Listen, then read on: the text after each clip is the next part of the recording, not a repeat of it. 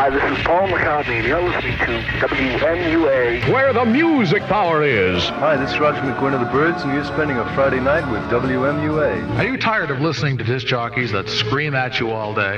Time to get up, get out of bed, get a new cup and get ahead. You're in college and you just have fun. We did a pretty good job for amateurs, I think. At 91.1 FM, this is WMUA, the voice and choice of the University of Massachusetts. 91.1 FM in Amherst. WMUA now. Dance! Dance! Dance! Dance! This is Bruce Glazer for WMUA Happening News. We sounded like a big city radio station. The first thing I wanted to do was to be a DJ. I wanted to be a rock jock.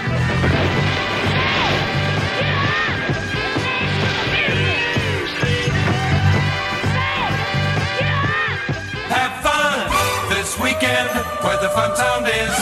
The WMUA, I think, was great practice for the real world. And that was one of the things so many of us, I think, wanted. We loved the music and we loved radio, and we wanted to play the songs, be DJs. We wanted to get better so we could get jobs. We all wanted to be DJs, with WABC. Hi, everybody all over America. This is your cousin Brucey. It's the WABC Party Go Go. Woo! I started listening to radio, I remember when I was 11 years old.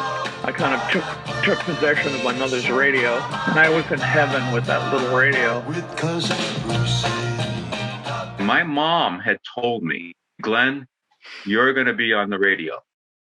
My mom listened to WEEI in Boston. Soap operas on. Arthur Godfrey show was on the radio there. I don't want her, you can have her. She's too fat for me. Much too fat, she's too fat for me. Hey! My dad loved music and jazz, big band. And that was my first exposure to radio.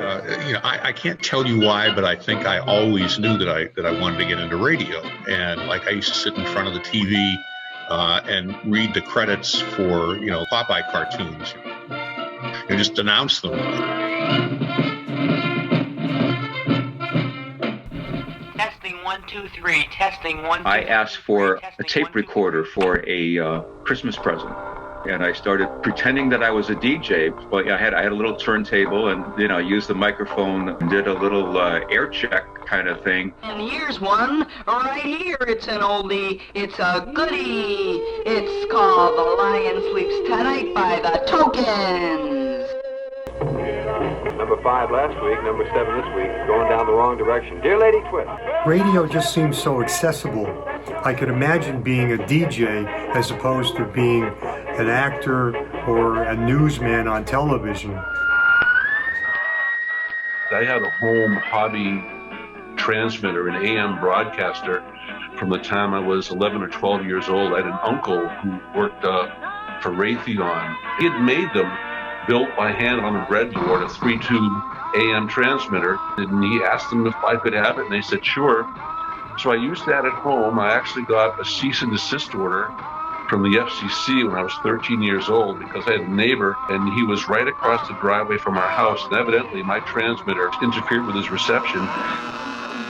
And instead of saying anything to me or my parents, I'm 13 years old, he wrote a letter to the FCC in Boston, and they sent me a cease and desist telegram. You just put the needle on a really unique record album. Here is a complete disc jockey show. There's one important element missing, however. That's you.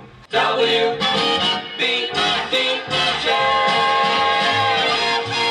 Who's coming? Your baby DJ. In my early teens, I got an album called You Be a DJ that lets you practice announcing with jingles and hit records. Tomorrow, mostly sunny, a little more humid, a little more warmer. A little warmer. Number 3. Listening to myself, mistakes and all, helped to build confidence. 103 WBZ Boston. Yeah, I was born in Boston. I was raised in Newton. When I was like 12, I was listening to BZ, and there was an overnight disc jockey, a fellow by the name of Dick Summer. And for a kid who was 12 years old, I'd call into the show and he'd talk to me. He was a big influence going in. Nightlight Show on WBZ in Boston. This is Dick Summer with you on Radio 103. Don't you ever think that possibly maybe the Martians are trying to communicate with us? The Ginsburger! I designed it, but you're going to eat it. And Adventure Car Hop is serving the Ginsburger on a record which you keep for your very own. If you say woo-woo Ginsburg with your order, you get another Ginsburger free of charge. Growing up in Massachusetts, you could pick up radio stations from all over the Northeast, especially at night when the signals traveled. WHYN at 560. Here's a note from Belchertown. The record's dedicated especially for Kathy and Tony. WICC, Bridgeport, Connecticut. WPOP, Hartford. WKBW, Buffalo. It's 15 degrees in Buffalo. And then there was my all-time favorite DJ, Buffalo's Joey Reynolds. Joey just pushed the limit. I can finally sing with Leslie Gore. My ambition will be reached. So without further ado, Leslie Gore and Joey Reynolds bring together your newest hit song of You Don't Own Me. Wait a minute. I practiced with the record. I learned all the words, and we go to play the record, and she's singing in another language. You bet your life you'll linger there. The variety of music back then was really astounding. You might hear Elvis, Pat Boone, Perry Como, Connie Francis, and Chuck Berry all in the same half hour. Oh, the shark, babe, has such teeth, dear, and it shows them pearly white. Just a jackknife has old Maggie. I was thinking I was getting a lot of messages from the late 50s, early 60s songs about love and romance, just starting into those teen years. Hey, Paula, no one else could ever do. I remember that there was a disc jockey in Boston, a fellow by the name of Bruce Bradley. CBS News on the Hour. This is the Morning Report, and I'm Bruce Bradley. He used to stutter.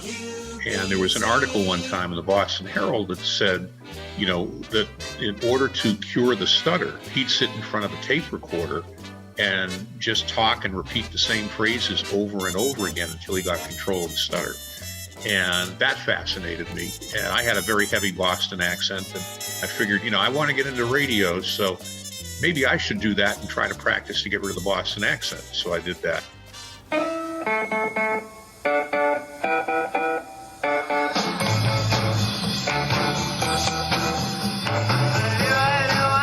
Living in Massachusetts, I could go to U Mass and tuition was, I don't know, I think a couple $100 a semester or something. It was crazy.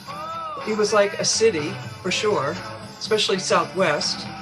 1966 was when it opened, and I was in, one of the high-rise dorms, and so it was a mixture of urban and country. I brought that transmitter with me to UMass, and we operated from the 18th floor of John Adams Tower, and we hung a wire out the window down to about the 3rd floor. So we had an antenna that was almost as tall as the building, and we covered the campus with that AM transmitter. But of course, later I was given an ultimatum, but I wanted to be a part of it anyway. I had to not have my own radio station on campus. What should you know about WMUA? We're 20 years old this year, one of the oldest non-commercial radio stations in the area. We're completely operated and supported by students. We have one of the best record collections of any radio station. WMUA 91.1 FM in Amherst. It was only 10 watts, but what the heck, who knew from anything? It was a radio station. And from that, we jumped way up to the number 18 song of 63. There was a short training period. Just as often as not, I remember being alone doing the show, and people would look at you through the windows every now and then. We're going to count down the top 10 songs in Western Massachusetts according to our WMUA Much More Music, a go-go hitline survey between now and about 9:30. Then we'll take requests at 545-2876. If you decide to request anything in particular, give us a call by all means. 10 minutes before the hour of 4 o'clock in the afternoon go-go show. This tomorrow we're going to have temperatures up there in the 80s. Now, that's something for May of 1967. Paul Haskell just walked in. Paul, what have you done for excitement today? I understand you stole a car? Yeah, just for kicks. We didn't have anything else to do. But yeah, people would just come in there and hang out. 25 after 4 right now. That in the background, friends, is a Frisbee game among some of the station members. I'm so glad to be here tonight. I'm glad to be in your wonderful city. Watch out!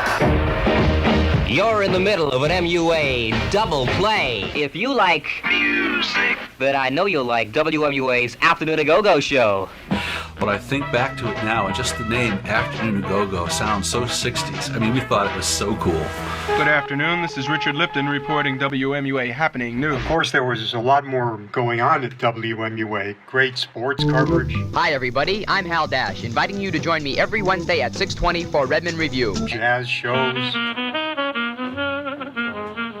And request shows. If you have a request you would like played, give the Night Ride Show a call this Saturday night. The super hit sound of. And all we really cared about was the hit music and playing top 40 DJ. Number 7. You were the sunshine, baby. You know, I think it was mostly a male thing. You know, the big board with how many pots did we have on it? Hey, Steve, lay some music power on me. Solid gold. From the walls of the WMUA Music Museum to you. I think we all got very good at a patter, our DJ patter, you know, right up until the song started. You know, like it would be start the record. Here we are, the Afternoon A Go-Go, Paul Haskell, Friday afternoon, or whatever it was. And now, well, I heard it. You know, you go right into the lyric. Another brilliant afternoon at the radio. We're going to make this a double golden by pressing the button. Double golden. And I think we had some, some stolen radio jingles that we had chopped the call letters of the radio station off so we could just use the, more music or double golden without saying WRKO or WDRC or whatever the stations were we stole them from. We probably recorded them off the air. Go, go! We went to WRKO one day, and Chuck Knapp sat down and recorded liners for us. Chuck was on at night at RKO, and we became friends. He became the station voice, so he cut all of the recorded liners that we wanted that imaged the radio station. Hi, this is Chuck Chucklesnap of WRKO in Boston, reminding you to wake up with Dick Stadland Tuesday and Thursday mornings at 7, right here on WMUA. One morning I listened to WMUA, hearing this completely wacky thing, and it was Beat the Reaper, that I was like, what the heck is this? It was absolutely hilarious. He's gonna be okay and ready to play Beat the Reaper. But I know that I was heavily involved in, on the programming side. One of the things that I wanted to do is I've always tried to have a very high standard for things, and I wanted the station to sound like a professional radio station to the best that you could do when you're all volunteer and your kids and just learning radio. 4:30. We wanted the sound to be ballsier than it was. So when we would sit down to do our top 40 shows, the first thing we would do would be to walk over and push the limiter all the way. But we wanted to sound like the big stations. The intent was to put on good radio, but have fun doing it. Friday night, something really special is happening right here at WMUA. Listen. WKBW Buffalo and WMUA present H.G. Wells' War of the Worlds. Friday night beginning at 11, and earlier in the evening, Paul McCartney is alive and well. Maybe. The real Paul McCartney, he insists, is driving in the English countryside today with his wife. But I must say they're still getting telephone calls about Paul from teenagers in the United States. Halloween super spectacular presentations of WKBW Buffalo and WMUA. I mean, WKBW had done a thing for Halloween, and we got in on that. We'll be dropping some modern rock on both years, Sunday through Thursday at midnight here on WMUA in Amherst. Dick Summer, I first met him when I was 12 years old. And Dick, when he was at BZ, had done a Sunday night show called Dick Summer Subway that was on, I think it was 10 to midnight. And it featured a lot of the album cuts and underground, music cuts that became, album rock radio, and because they were underground cuts, hence the name Subway. So when he went off to New York, he decided to syndicate Subway 5 nights a week. You know, we were a college station. We had no money. Dick very kindly agreed to let us run Subway.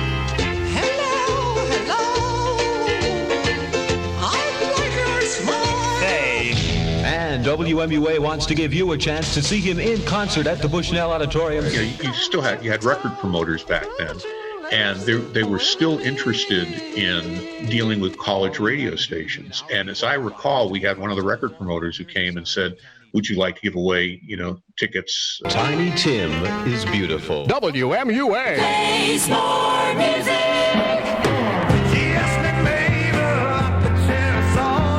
Yet I think the audience having fun, I think, is somebody else is liking it too and joining you in the endeavor. Works for me.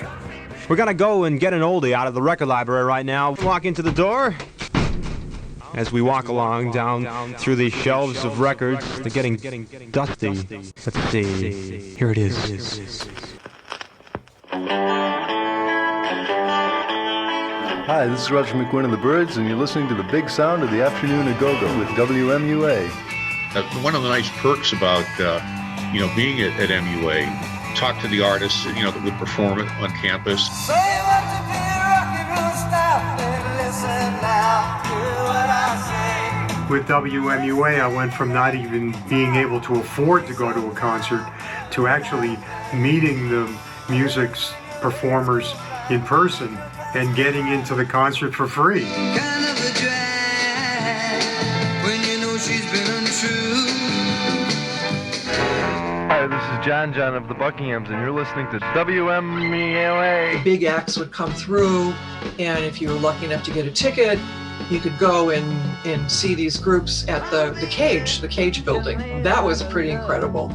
Hi, we're the Cowsilks. Reminding you that you're listening to Music Power, WMUA. Hi, this is Wilson Pickett, reminding you you're listening to WMUA. This is Stevie Wonder reminding you that you're listening to the authoritative sound of WMUA. Hey, hey, hey. Baby, everything is alright. Upside, other side. Baby. And now look who's here. Hi, this is Ralph, the Blues Magoose, and you're listening to Steve Bond on WMUA 91.1 FM on your dial. Good evening. In a bus with the Blues Magoos. Hi, Geners. We're the Blues Magoos, and right now we're having an acid party in our bus at the University of M. The U of M stands for University of Marijuana, and right now we'd like to continue. The song "You Ain't Got Nothing Yet," was that your first hit? That was their only hit. That was our hit. That was the medley of our hit. I have a question to ask.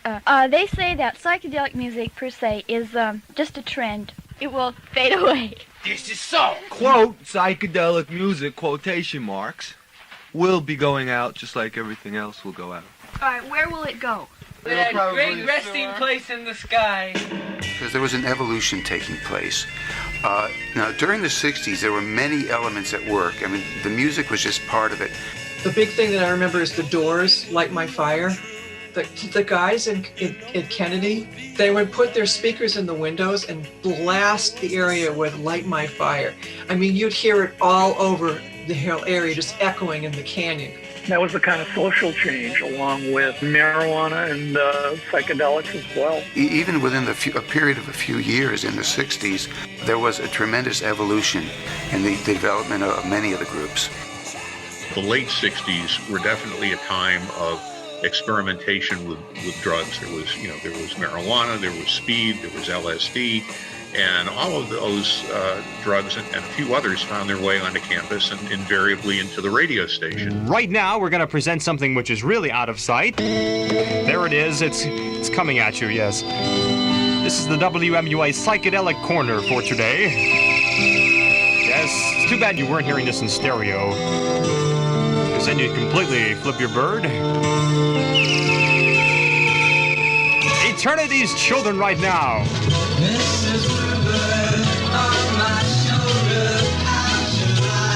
Turn on, tune in, drop out.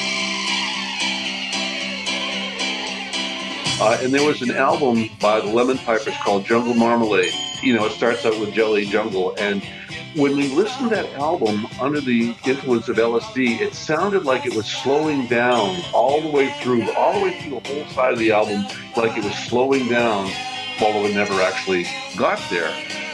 And I remember that days later, we played that side of the album, and it always sounded like it was slowing down, but it never did.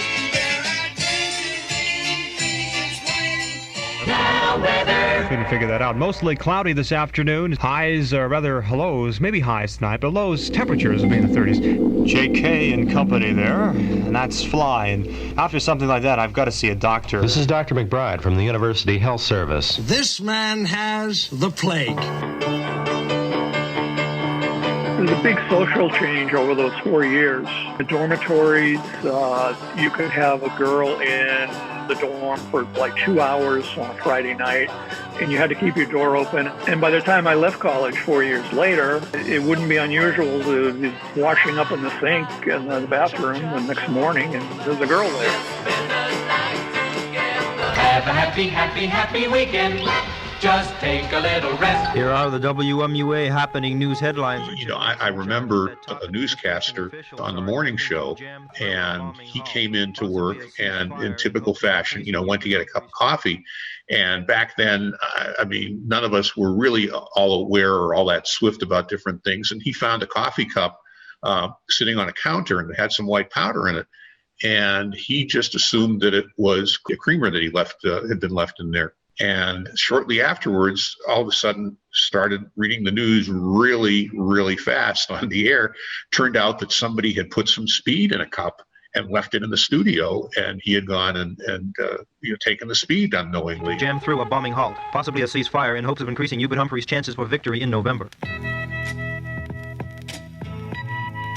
There was more turmoil as the years went on. So 66 to 70, as the Vietnam War hit, it was crazy. And then protests started. And then when Martin Luther King Jr. was assassinated, there was a big march in Amherst, in downtown Amherst. I went to this march.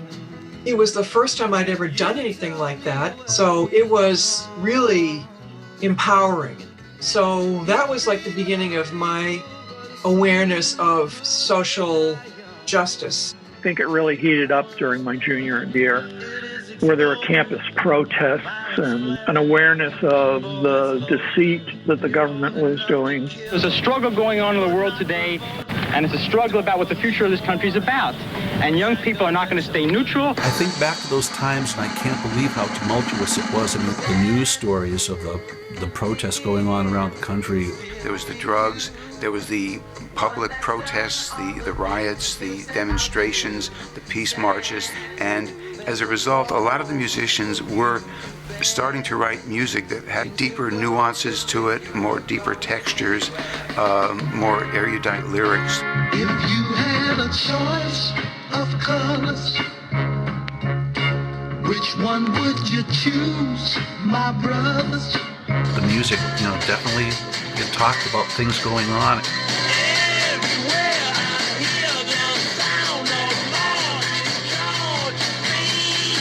And the music changed.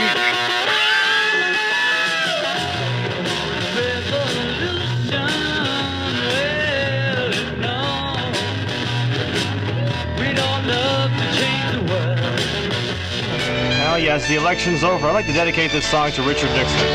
Where did you come from, anyway? Well, come on, all of you big, strong men. Uncle Sam needs your help again. Yeah, graduation was June of 68, and it was the draft.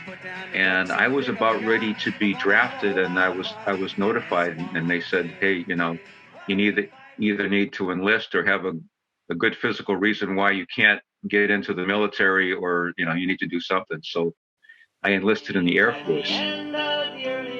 If you were a full-time student, you got a deferment and could not be drafted. When we were there, WMUA reflected, what we thought was best. It just evolved over time. Here's your WMUA campus and community calendar. tonight at 7 p.m., there's going to be a meeting in the Commonwealth Room of the Student Union for those persons interested in forming a local chapter of the National Council to repeal the draft.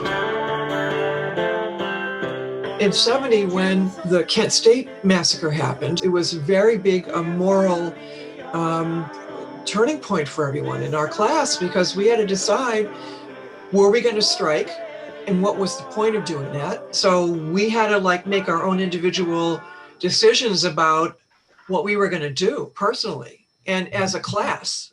And we did strike, which ended classes for the spring 1970 semester. It was also a sobering end to the peace and love of the 1960s. And of course, there was our graduation ceremony. Hundreds of us, didn't march in with everyone else, and we came in at the end with the banners I were holding.